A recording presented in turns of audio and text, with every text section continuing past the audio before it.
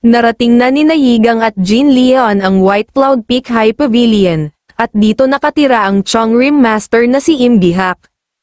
Tumayo siya sa ibabaw ng kabayo at napakaganda ng kanyang tindig, habang ginagawa ang Heaven and Earth Blade, pagmamalaki ni Jin Leon.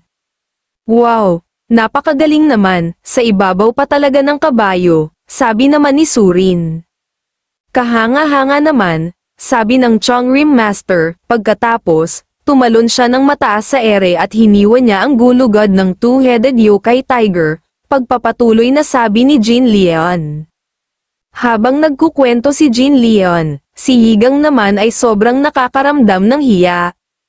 Ayon kay Yigang, siya ay sobrang natutuwa dahil humahanga si Jin Leon sa kanyang mga ginawa.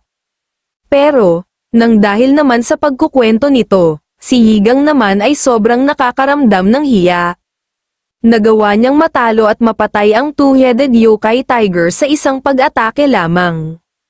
At pagkatapos, sinabi niya ito ang diwa ng Heaven and Earth Blade, sabi muli ni Jin Leon. Sandali, hindi naman ganyan ang aking sinabi, ang sinabi ko lamang ay ito ang Heaven and Earth Blade, sabi naman ni Yigang. Kahit ano pa man ang nangyari, isang katapangan para sa isang taong hindi maganda ang kalagayan ng iyong ginawa, sabi ng Chongrim Master. Ayon naman kay Yigang, siya ay napakasaya dahil mag-iiwan siya ng magandang impresyon sa mga taga-Chongrim na ito. Sa katunayan po, iyan ang dahilan kung bakit ako ay nagpunta dito sa Chongrim. Matutulungan ba ninyo ako sa aking Taiyin Chi blockage? Tanong ni Yigang sa Chongrim Master.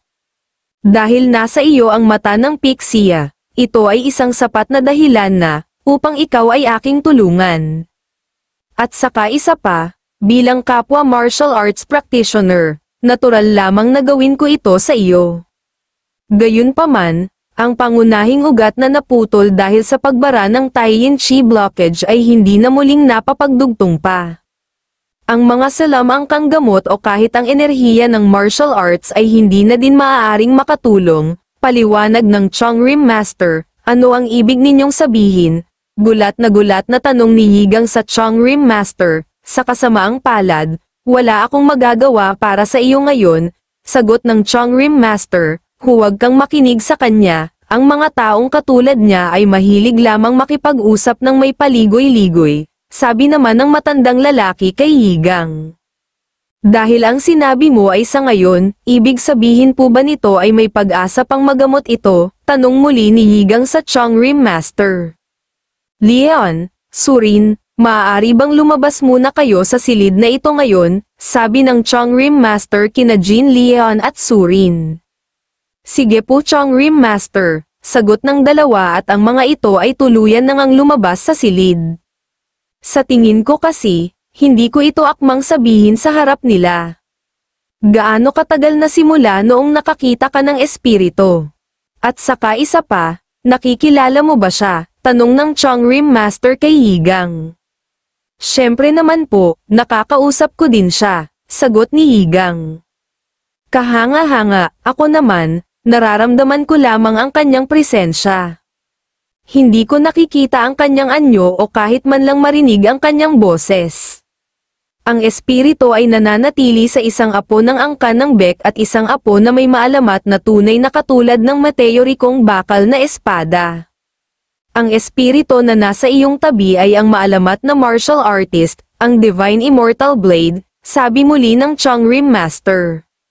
Narinig mo ba ang sinabi niya? Ako ay isang alamat, sabi naman ng matandang lalaki kay Yigang.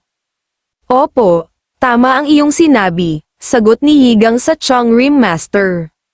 Nakita ko na ang Divine Immortal Blade isang beses noong ako ay 10 taong gulang pa lamang. Gayunpaman, ilihis muna natin ng kaunti, pag-uusapan natin kung paano pagbubutihin ang iyong Taiyin Chi blockage, sabi muli ng Chongrim Master. Sige. Makikinig po ako, sagot ni Yigang, upang maayos ang blockage, kailangan mong i-connecta ang hindi bababa sa 5 sa 9 na naputol na mga pangunahing ugat. Upang i-connecta ang hindi mahawak ang mga pangunahing ugat, kailangan mong pagtibayin ang isang bagay na wala sa isang bagay na posibleng magawa ng isang tao.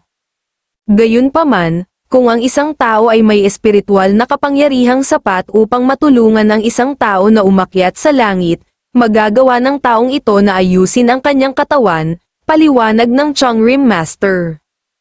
Espiritual na kapangyarihang sapat, ano po ang ibig mong sabihin? Tanong ni Yigang sa Chongrim Master. Kung ang Divine Immortal Blade ay aakyat sa langit, magagamit mo ang kanyang espiritual na kapangyarihan, pero bago iyon, sa aking palagay, kailangan ko munang sabihin sa iyo ang kanya istorya dahil ako ay medyo nagdadalawang isip. Ito ay isang bagay na nalaman ko noong una kong nakilala ang Divine Immortal Blade, pagpapatuloy na sabi ng Chongrim Master.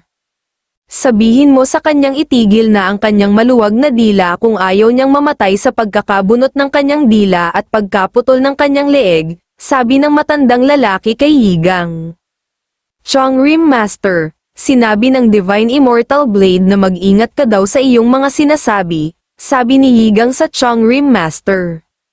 Hahaha, para maging simple, ito ay kung bakit hindi pa din siya pumapaitaas at siya ay nananatili pa din sa mundong ito, sabi ng Chongrim Master. Wala talagang katulad ang loko-lokong ito, sabi muli ng matandang lalaki. Wala akong karapatang sabihin sa iyo ang buong istorya. Kaya naman, alamin mo ito sa kanya, malamang, ang Divine Immortal Blade ay maraming gustong sabihin sa akin, kaya naman, ikaw ay aking tutulungan. Heto, kuhanin mo ito. Sabi ng Chongrim Master at may ibinigay itong isang animoy tambol kay Yigang. Iyan ay parang yari sa balat, para saan po iyan? Tanong ni Yigang. Ito ay isang resonance plate na gawa sa balat ng tao, sagot ng Chongrim Master. Nagulat naman si Yigang sa sinabi ng Chongrim Master. Hahaha, nagbibiro lamang ako, ito ay gawa sa balat ng Buriko, sabi muli ng Chongrim Master. Hay, isang nakakatawang biro, sabi muli ni Yigang. Ipatong mo sa ibabaw nito ang iyong kamay, at subukan mong mag-focus. Pagkatapos, magagawa ko ng makausap ang Divine Immortal Blade, sabi ng Chongrim Master at agad naman itong ginawa ni Yigang. Ikaw, loko-loko kang matanda ka, sigaw na sabi ng matandang lalaki sa Chongrim Master. Habang sina Surin at Jin Leon ay nasa labas ng silid. Ito ang unang pagkakataon para sa Chongrim Master na mag-imbita ng isang tagalabas at siya pa mismo ang bumati dito, sabi ni Surin. Tama ka, at saka isa pa, mukhang nagustuhan niya si Yigang, sagot ni Jin Leon. Ayon kay Jin Leon, ang Chongrim Master ang dahilan kung bakit nagpunta si Yigang sa Chongrim. Ano kaya sa palagay mo ang pinag-uusapan nila ngayon? Tanong ni Surin. Hindi ko alam, mukhang ayos naman ang kanilang pag-uusap, tahimik kasi sila sa loob, sagot ni Jin Leon. Ngunit, sa ilang sandali pa, biglang nakarinig sina Jin Leon at Surin ng isang malakas na sigaw na nagmula sa loob ng silid. Ang Chongrim Master ba kaya ang sumigaw? Bakit naman kaya niya ginawa iyon? Tanong muli ni Surin. Sa palagay ko nga, sabi naman ni Jin Leon. Ganyan ba ang itinuro sa iyo ng mga magulang mo? Puro kabastusan ang mga sinasabi mo sa akin. Galit na sabi ng matandang lalaki sa Chongrim Master. Pero, wala naman akong masamang sinabi sa iyo, hindi ba dapat po maitaas ka na dahil patay ka na? At saka isa pa, hindi ba't mas magiging komportable ito sa inyong dalawa ni Yigang? Sagot ng Chongrim Master. Kung ganoon, anong gusto mong gawin ko? May magagawa ka bang paraan? Tanong muli ng matandang lalaki. Siyempre naman, pero, bago ko gawin iyon, nais kong manatili na si Yigang dito sa Chongrim, sagot ng Chongrim Master. Anong sinabi mo? Nababaliw ka na ba? Tanong muli ng matandang lalaki. Tama po ba ang sinabi mo? Gusto mong ipagkanulo ko ang aking pamilya at manatili na lamang ako dito sa Chongrim? Tanong naman ni Yigang. Ipagkanulo, ang iyong pamilya ay ang iyong tahanan lamang, sagot ng Chongrim Master. Si Yigang ay isang martial artist, kaya naman, walang saysay para sa kanya ang manatili dito sa Chongrim, sabi muli ng matandang lalaki. Nakatanggap ako ng liham sa angkan ng Bek nitong nakaraang araw. Gusto nilang tulungan ko si Yigang kahit ano pa man ang mangyari, sabi muli ng Chongrim Master. Pagkatapos, ipinakita ng Chongrim Master ang isang liham na may nakatatak na simbolo ng angkan ng Bek. Kung hindi natin magagamit ang iyong espiritual na kapangyarihan, makakahanap pa tayo ng ibang paraan. Ngunit, ang paraan na iyon ay hindi ko maaaring ipakita sa sinuman, paliwanag ng Chongrim Master. Pero, ang pinag-uusapan pa din natin dito ay ang dakilang angkan ng Bek at ang aking apo, sabi muli ng matandang lalaki habang si Yigang naman ay nag-iisip kung ano ang kanyang magiging desisyon. Sige, mananatili ako, sabi ni Yigang, anong sinabi mo?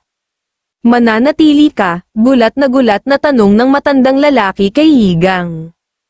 Ayaw kong maging isang batang pinuno na ganito ang aking katawan. Ang pagtanggap sa akin ng Chongrim ay isang karangalan para sa akin, pagpapatuloy na sabi ni Yigang. Magaling ang iyong naging desisyon, sabi ng Chongrim Master kay Yigang. Bakit naman ganon ang naging desisyon mo? Tanong muli ng matandang lalaki kay Yigang. Hindi ako maghihintay ng araw ng aking kamatayan, sagot ni Yigang. Tama ka naman. Ngunit, ano nang mangyayari, sabi muli ng matandang lalaki. Pero syempre, hindi ako makapagbibigay ng matibay na sagot sa inyo ngayon. Kailangan ko munang makatanggap ng pahintulot mula sa mga matatanda sa aking pamilya at lutasin ang ilang iba pang mga bagay, sabi muli ni Yigang sa Chongrim Master. Sige, gawin mo ang gusto mo, maiba ako, kamusta naman ang naging pagbisita mo dito sa Chongrim, sagot ng Chongrim Master. Maayos naman po, sagot ni Yigang, sa ilang sandali pa, tapos na ang naging pag-uusap ng Chongrim Master at Yigang. Kaya naman, si Yigang ay lumabas na ng silid, ikaw ay isang pambihirang tao na may pambihirang talento na mahirap makuha sa mga araw na ito, papuri ng Chongrim Master kay Yigang. Salamat po, napakarami ng papuri ang natanggap ko sa inyo, sabi naman ni Yigang. Surin, gabayan mo si Yigang habang naglilibot dito sa Chongrim, sabi ng Chongrim Master kay Surin. Sige po Chongrim Master, sagot ni Surin. Chongrim Master, pupuntahan ulit kita bago ako umuwi, sabi muli ni Yigang sa Chongrim Master. Sige, ipaghahanda kita ng ibang uri ng tsaa, sagot ng Chongrim Master. Napaisip naman sina Jin Leon at Surin, kung ano kaya ang napag-usapan ni Yigang at ng Chongrim Master. Ngayon, ipapakilala ko sa iyo ang Chongrim, sabi ni Surin kay Yigang. Sige, maraming salamat, sagot ni Yigang, ang kulay asul na gusali na iyon ay ang Blue Flower Palace na kung saan, isinasagawa ang Chongrim's martial arts. Si Sage Jijim, ang Blue Palace Master at siya ay isang hindi kapani-paniwalang master na sapat na matawag na susunod na Chongrim Master. Ang palasyong iyon naman na may kulay pulang bandila ay ang Snowflake Hermit Palace. Sa ibaba naman nito, naroon ang Duty Flower Pavilion at ang Deity Platform, mayroong humigit kumulang 100 na ikatlong henerasyon na mga alagad dito, at isa na ako sa mga ito. Sa susunod na taon, kami ay magiging opisyal ng alagad ng Chongrim, pero, sa ngayon, kami ay nasa probisyon pa lamang. Naisip naman ni Yigang na kung mahuhuli pala siya, kakailanganin niyang magsilbi sa mga bata bilang kanyang mga nakatatandang kapatid na lalaki at babae. Magtungo naman tayo ngayon sa Great Five Flower Library. Ito ang pinakaimportanteng lugar dito sa Chongrim. Ang library master ay ang aking ama, pero hindi niya ako madalas na pinapupunta doon, paliwanag ni Surin. Ibig sabihin, kung ganyang hindi ka niya pinapupunta doon, parang wala ka pa masyadong napuntahan. Ang dahilan ba kung bakit pinipigilan nila ang mga tao na pumasok sa silid-aklatan ay dahil sa mga lihim na aklat, tanong ni Yigang. Tama ka, ngunit, higit pa dito, ito ay dahil sa mga kayamanan. May mga mapanganib na kayamanan sa loob ng Great Library, kaya naman, kailangan nila itong lubusang mapanatili, sagot ni Surin. Naisip naman ni Higang na isa siguro sa mga kayamanang ito ay ang kwintas na mata ng Pixia. Nais kong maging isang librarian sa Great Library tulad ng aking ama, sabi muli ni Surin. Ngunit, hindi ka nagtagumpay, tama ba? Tanong ni Higang. Tama ka, palagi akong bumabagsak sa mga pagsusulit. Kung ikaw naman ang papipiliin, alin sa Marshall Flower at Duty Flower ang pipiliin mo kung sakaling mabibigyan ka ng pagkakataon na maging alagad, sabi muli ni Surin. Hindi ako sigurado, sagot ni Higang, ang mga alagad ng Duty Flower ay karaniwang nag-aaral ng mga salamangka, habang ang mga alagad naman ng Marshall Flower ay karaniwang nag-aaral ng martial arts, sabi ni Surin. Siguro, ang aking pipiliin ay ang maging alagad ng Marshall Flower, dahil ako ay nanggaling sa isang angkan ng martial artist, sabi muli ni Higang. Isang magaling na pagpili, ang alagad ng Duty Flower ay kailangang may talino, kaya naman, 7 lamang sila sa mga disipulo ng 3 henerasyon. Pero, mayroon talaga itong higit pa sa 2 uri. May iba pang uri ng alagad bukod sa Duty Flower at Marshall Flower. Ang Purple Flower ay mayroong mga kwalipikasyon ng parehong Marshall Flower at Duty Flower, at ito ay ang alagad ng Honor Flower. Tanging ang pinakapambihirang mga alagad ng Chongrim ang maaaring maging alagad nito, paliwanag ni Surin, alagad ng Honor Flower. Wala pa akong narinig na ganyang mga alagad na umiiral sa Chongrim, hindi pa iyan nababanggit sa akin ni Lady Jean, sabi muli ni Higang. Yun ay dahil sinubukan ni Senior Sister Leon na maging alagad ng Honor Flower. Ngunit, siya ay nabigo, pagkatapos, naging mahirap para sa kanyang sarili na tanggapin ito, sagot ni Surin. Kung ganoon, medyo mahina pala si Lady Jean pagdating sa sorcery knowledge, sabi ni Higang. Nagkakamali ka, matalino si Senior Sister Leon, sabi naman ni Surin.